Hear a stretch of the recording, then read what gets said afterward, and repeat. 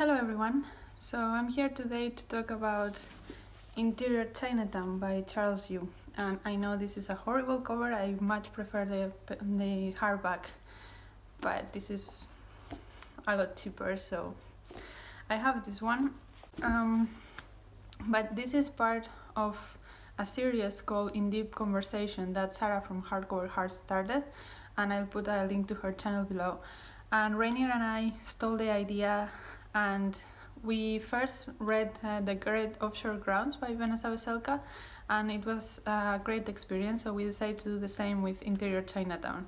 And how these In Deep Conversations work is Rainier has made a video talking about the book and asking me some questions, and I'm going to now in this video answer those questions and ask another 3 questions to Rainier, and he will make a third video answering my questions.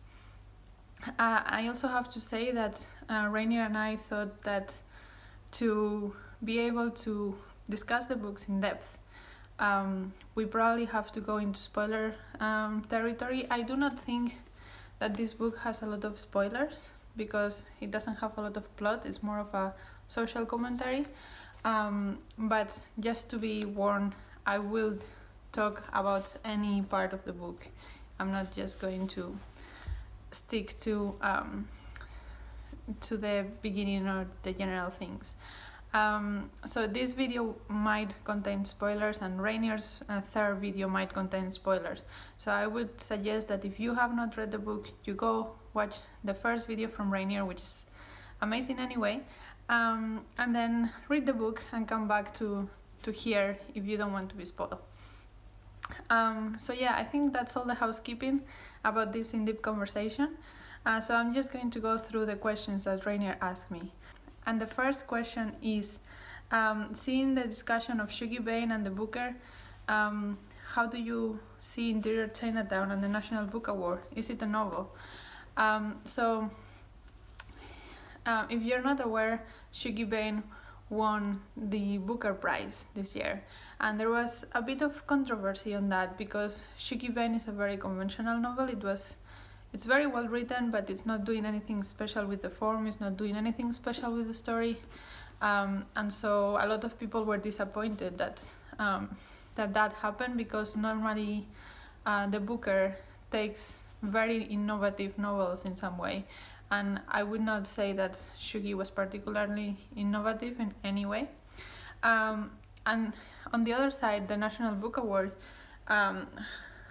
is considered by some people as a more commercial side of prizes, that they highlight more traditional things that can appeal to more people. However, Interior Chinatown is not a very conventional novel. It is written as a script.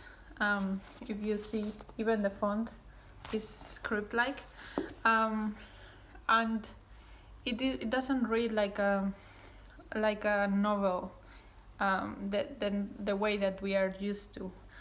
I didn't know this, but Rainier told me that Charles Yu is actually also a script writer for HBO, so that explains a lot. And yeah, I think this is quite innovative in many ways, but I think that for me, more than innovation or something like that, I think that the National Book Award is trying to highlight readable books that a lot of people can read and understand, whereas the Booker sometimes does choose rather obscure books because there's more literary references, and that can be inaccessible sometimes. So I think it's more of that than the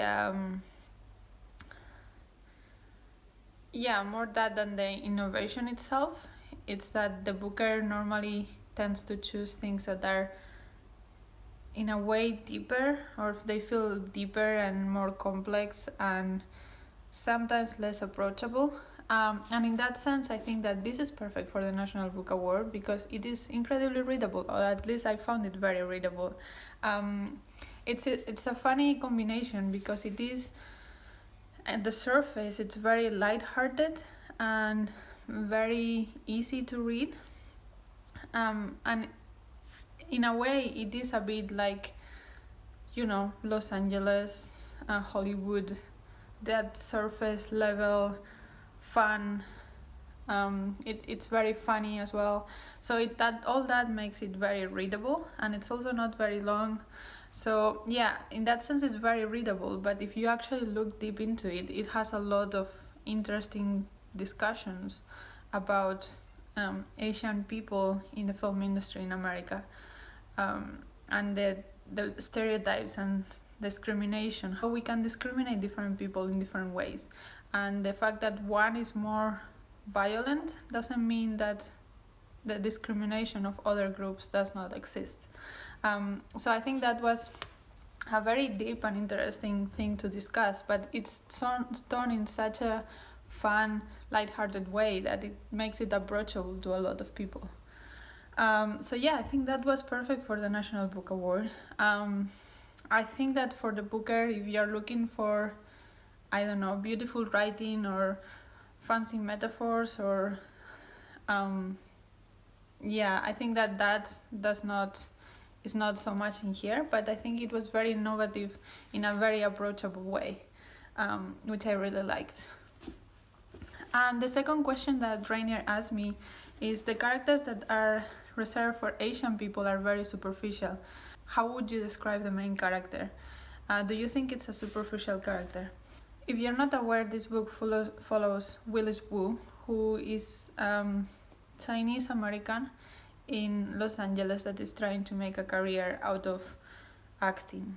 However, the problem is that all the roles that he finds are things like generic Asian man, delivery boy, Chinese restaurant owner, and his goal in life is to become the kung fu guy, which to his in his view that's the highest role that an Asian person can have, because it seems that Asian people in Hollywood do not get things like girlfriend that has a broken heart because the boyfriend cheated on her, or things like that we see white people do all the time, or like police detective that is investigating a case.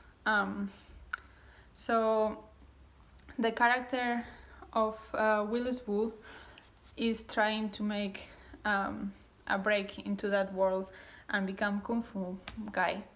And I think the reason why Rainier asked me that is because this book doesn't have a whole ton of plot, and it doesn't have a ton of character development. Willis Wu wants to be the kung fu guy from the beginning, and it's frustrated with the industry, and that's the whole thing. That's basically what happens. But I do think that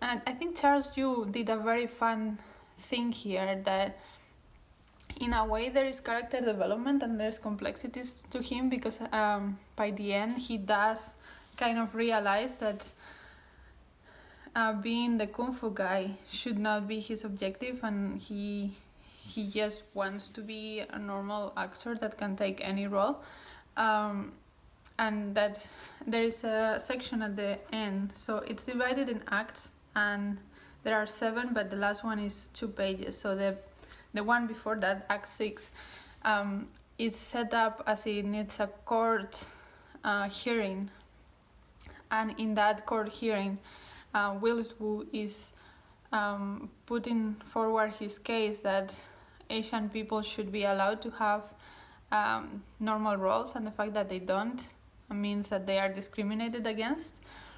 And it talks also about the fact that yes, black people are also very discriminatory, and we normally focus on that black and white dichotomy, which it makes sense that we do, because black people do suffer a lot in the US, but his point is that doesn't negate the fact that they are also discriminated against in a different way.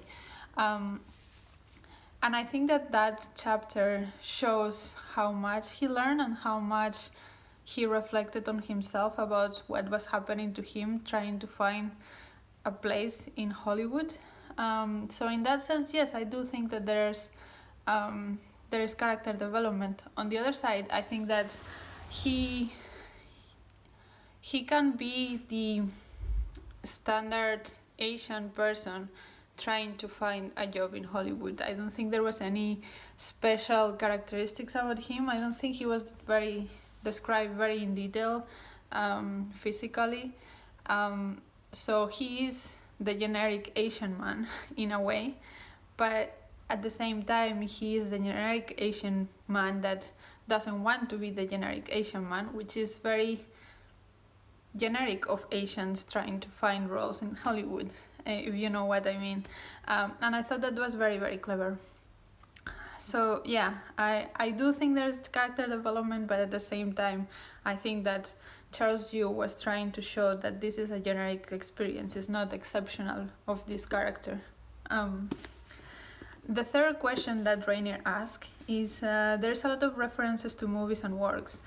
What were my associations when I read it, and with respect of how I grew up, because I am younger than Rainier, how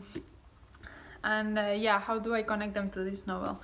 So I have to preface that saying I did not watch many movies when I was young. I don't watch very many movies now either. So my knowledge of